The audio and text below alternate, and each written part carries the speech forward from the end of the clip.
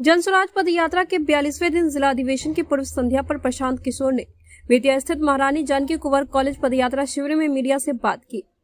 पश्चिम चंपारण में प्रशांत किशोर पदयात्रा के माध्यम से अब तक 500 किलोमीटर से अधिक चलकर 300 से अधिक गांव में गए हैं। आगे प्रशांत किशोर ने बताया कि इन पूरे 42 दिनों में एक दिन भी गाड़ी पर नहीं बैठे हैं। जितनी ईमानदारी और शुद्धता से पदयात्रा कर सकते हैं उससे अधिक करने का प्रयास कर रहे हैं। इससे जो भी परिणाम निकल कर आएगा और समाज इस पर कितना चलने के लिए तैयार है यह सब आपके सामने होगा।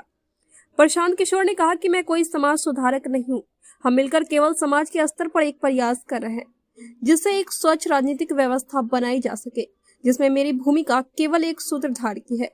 इसके साथ ही प्रशांत किशोर ने कहा कि कोई भी व्यक्ति पदयात्रा के करके गांधी नहीं बन सकता, जैसे 4 चुनाव जीतकर आप चाणक्य नहीं बन सकते। शताब्दियों में कोई एक गांधी या चाणक्य बनता है, हम लोग केवल उनकी विचारधारा का अनुसरण कर सकते हैं, उनके बताए हुए मार्ग पर चलने का प्रयास कर सकते हैं। आप भाई ये तो अब मानना कैसे, ये तो आप देख रहे हैं, हम कोई समाज सुधारक नहीं है। हम एक समाज के स्तर पर प्रयास कर रहे हैं ताकि लोकतंत्र जो हम लोग के देश में लोकतंत्र है उसमें एक स्वच्छ राजनीतिक व्यवस्था बनाई जा सके। स्वच्छ राजनीतिक व्यवस्था बनाने के लिए समाज की मेरी नजर में बड़ी भूमिका है। जब तक समाज को जगाया नहीं जाएगा, समाज से सही लोगों को साथ में नहीं लेकर एक व्यवस्था बनाई जाएगी, तब तक एक आप स्वच्छ राजनीतिक व्यवस्था नहीं बना सकते हैं। इसीलिए मैं शुरू से कह रहा हूं कि ये दल बनाने का अभियान नहीं है, ये अभियान है एक नई व्यवस्था बनाने का, जिसमें समाज के लोगों के, समाज के प्रयास से, समाज के अनुभवों से उनको साथ में लाकर एक नई राजनीतिक व्यवस्था बनाई जाए। अगर विकल्प नहीं है तो प्रशांत किशोर दल बना लेंगे तो विकल्प नहीं होगा। विकल्प तब होगा जब बिहार के लोग, समाज के लोग, सही लोग मिलकर आए और विकल्प बनाए तो वो सशक्त विकल्प होगा। मेरी भूमिका इस अभियान की या इस सो कॉल्ड, जिसको आप कई लोग आप लोग दल भी कह रहे हैं, इस सामाजिक राजनीतिक प्रयास के नेता के तौर पर नहीं है। मेरी भूमिका सूत्रधार की है। मेरी भूमिका है कि इस काम को किया जाए, समाज को ये बताया जाए, उनको इस बात को के लिए समझाया जाए कि अगर बिहार में तरक्की चाहते हैं, बिहार की स्थिति बेहतर बनाना चाहते हैं, अगर आप अपना और अपने बच्चों का भविष्य बेहतर बनाना चाहते हैं तो कोई एक व्यक्ति, एक दल आकर इसको ठीक नहीं कर सकता है। आपको, हमको मिलकर प्रयास करना पड़ेगा। अगर आप और हम मिलकर प्रयास नहीं करेंगे, इन जाति, धर्म और विकल्प के अभाव की बात को छोड़कर ऊपर उठकर वोट नहीं करेंगे तो बिहार सुधरने वाला नहीं है। ये बात ही बताने का पूरा अभियान है, उसी तहत लगे हुए हैं। शब्द प्रयोग आप हर जगह सुनते हैं, विधायक जी नहीं आते हैं, विधायक जी नहीं कुछ करते हैं, जनप्रतिनिधि कोई मदद नहीं करते, तो सामान्य बातें हर जगह हम लोग सुनते हैं, आपको पता है। शिक्षा व्यवस्था को लेकर जो हम लोग बोलते रहे हैं बिहार के स्तर पर, मुझे लगता है कि एक पढ़े लिखे व्यक्ति के तौर पर नीतीश कुमार जी के नेतृत्व में, उनके शासनकाल में बिहार की शिक्षा व्यवस्था का ध्वस्त हो जाना उनकी सबसे बड़ी नाकामी है। इन 40 दिनों में जितने भी विद्यालयों में हम लोग गए, क्योंकि ज़्यादातर विद्यालयों में ही हम लोग रुकते हैं, दिन का भी खाना खाते हैं तो विद्यालयों के पास ही वो ग्राउंड है जहाँ रुक सकते हैं। मेरा अभी तक का अनुभव रहा है कि इक्के दुक्के स्कूल को छोड़ दे तो शायद ही कोई ऐसा स्कूल है जहाँ बिल्डिंग, टीचर और बच्चों का समायोजन हो। मतलब जहाँ बिल्डिंग है वहाँ शिक्षक नहीं है, जहाँ शिक्षक है वहाँ बिल्डिंग है, जहाँ दोनों है वहाँ लड़के ही नहीं है। और विद्यालयों की जो पहचान है वो खिचड़ी बांटने के सेंटर के तौर पे, और कॉलेज की पहचान डिग्री बांटने की पहचान है उनकी कि भाई वहाँ डिग्री मिलता है। जैसे जिस कॉलेज के प्रांगण में हम लोग बैठे हैं, यहाँ 15,000 बच्चे पढ़ते हैं। आज भी मेरे पास तीनों यहाँ कॉलेज जो है जिले के, तीनों जगह के लड़के आए थे।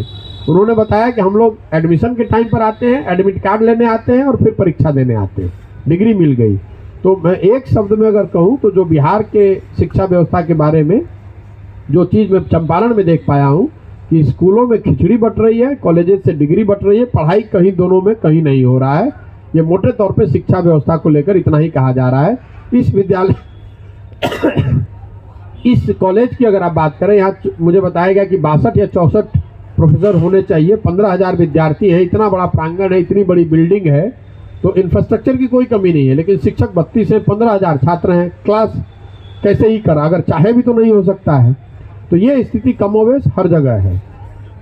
उद्योग धंधे को लेकर चीनी उद्योग नहीं चल रहा है, ये बात तो आपको पहले से पता है, उसके लिए कोई पदयात्रा करने की जरूरत नहीं है। वो लोग हर जगह बताते हैं कि जो चीनी मिल यहाँ पर बहुत बड़ी संख्या में पहले थे, उसके दिशा में कोई सुझाव नहीं हुआ है। नेतागण आते रहे, उन्होंने सुझाव दिए, उन्होंने वादे किए, लेकिन वो हुआ नहीं है। चिकित्सा को लेकर, स्वास्थ्य को लेकर जो बात मेरी समझ में आई कि चंपारण में, पश्चिम चंपारण में स्वास्थ्य व्यवस्थाओं को लेकर लोग ज्यादातर यूपी की सेवाओं पर डिपेंडेंट हैं। आप लोगों को भी ज्यादा जानकारी होगी। सामान्य चिकित्सकीय सलाह मशवरे को अगर छोड़ दें तो अगर कोई सीरियस बीमारी आपको हो गई तो आप बेतिया में या पटना न जाकर आप में से ज्यादातर लोग कुशीनगर, पडरौना, गोरखपुर जाते हैं और यहाँ से जाने में लोगों को 5,000 से 12,000 रुपए तक एम्बुलेंस का या सरकार जो गाड़ी वो लेकर जाते हैं ये पैसा खर्च करते हैं। लेकिन ज्यादातर लोग यही बताया कि भैया हम लोग यूपी ही जाते हैं। कि जो समाज है, जो लोग हैं, वो इस बात को समझे और इन मुद्दों के आधार पर लोगों का चुनाव करें। अगर आपने जैसा ठीक कहा कि सबको मालूम है कि ये समस्या है, लेकिन आप देखेंगे कि जो जनप्रतिनिधि चुन कर आ रहे हैं वो वही लोग हैं जो 3-3 बार, 4-4 बार, 5-5 बार जीत रहे हैं। तो मैं अपनी पब्लिक मीटिंग्स में भी लोगों को कह रहा हूं, जब मैं गांव में जाता हूं तो ये बताता हूं कि ये जो सारी समस्या है जिसके बारे में आप मुझे अवगत करा रहे हैं, तो ये रहते हुए आप फिर उसी प्रतिनिधि को बार बार वोट क्यों दे रहे हैं? तो लोगों के अपने जवाब है। ज्यादातर लोग यही कहते हैं कि भैया विकल्प नहीं है, इसलिए उन लोगों को वोट दे रहे हैं। क्योंकि आप चंपारण की स्थिति देखिए, आपके जो दोनों एमपी हैं, ये लोग एमपी हैं, इनके पिताजी भी एमपी थे। तो ये लंबे समय तक यही एक ही दल, एक ही पार्टी, एक ही तरह के नेता जीत रहे हैं। आपके ज्यादातर जो विधायक भी हैं, कोई तीसरी बार विधायक है, कोई चौथी बार विधायक है। तो स्वाभाविक तौर पर ये सारी समस्याओं के बावजूद अगर लोग इनको वोट कर रहे हैं तो यही समस्या का जड़ है, जो मैं रोज आपको लोगों को बता रहा हूं कि बिहार में बदहाली का कारण ये है कि जनप्रतिनिधियों के मन से ये डर खत्म हो गया है कि हम अगर काम नहीं करेंगे तो हमको वोट नहीं पड़ेगा। लोगों को मालूम है कि समस्याएं जो हैं वो रहेंगी, लोग गुस्साएंगे, गाली देंगे, लेकिन अंततः जाति के नाम पर, धर्म के नाम पर या विकल्प के अभाव में हम ही को वोट देंगे। ये ऐसे है कि मान लीजिए कोई आपको बता दे कि आप पढ़ाई करें ना करें, आपको एग्जाम में 80% नंबर आएगा, तो आप स्वाभाविक तौर पर उतनी मेहनत से पढ़ाई नहीं करेंगे।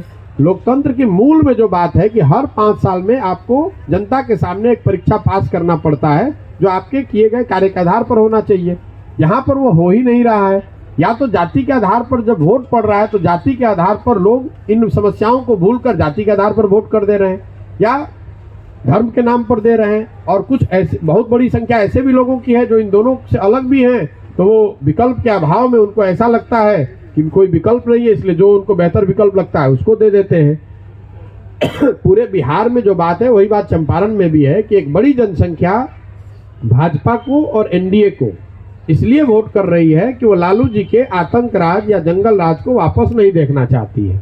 और बहुत बड़ी संख्या समाज का वर्ग एक ऐसा है जो लालू जी को, लालटेन को इसलिए वोट कर रहा है कि वो भाजपा को वोट नहीं कर सकता है।